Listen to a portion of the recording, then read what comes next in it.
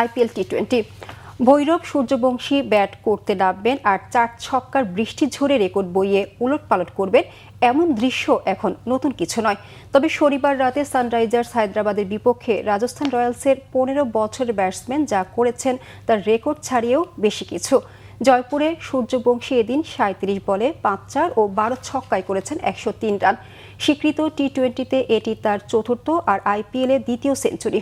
Toss হেরে batting পাওয়া রাজস্থানের ইনিংসে যশস্বী জয়সওয়ালের এই ওপেনিং পার্টনার 15 বলে 1-4 ও 7 ছক্কায় 50 স্পর্শ করেন।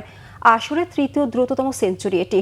ক্যারিবিয়ান গ্রেট ক্রিস গেইল 2013 সালে 30 বলে রেকর্ডটি গড়ার পর গত বছর 35 বলে দ্বিতীয় দ্রুততম সেঞ্চুরিটি করেন ভারতীয় এই কিশোর ওপেনার।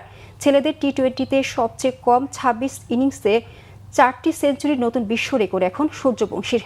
পাকিস্তানের উসমান খানে লেগেছিল 33 ইনিংস, ভারতের সাই সুদর্শনের 72 ও গেইলের 77 ইনিংস। 13তম ওভারে সাকিব হুসেনের চতুর্থ বলে ছক্কায় শতক পূর্ণ করে পরের বলে এলবিডব্লিউ হয়ে যান রাজস্থান ওপেনার। এদিন টি20তে 1000 রানের মাইলফলক ছুঁয়ে ফেলার সূর্যবংশী দ্বিতীয় উইকেটে ধ্রুব জুরেলের সঙ্গে 100 রানের জুটি গড়েন। জুরেল 35 বলে 51 করেন। তবে রাজস্থান 6 উইকেটে 228 করেও জিততে পারেনি। অভিষেক শর্মার 29 বলে 57 ও ঈশান কিষানের 31 বলে 74 রানে 9 বল হাতে রেখে 5 উইকেটের জয় তুলে নেয় হায়দ্রাবাদ।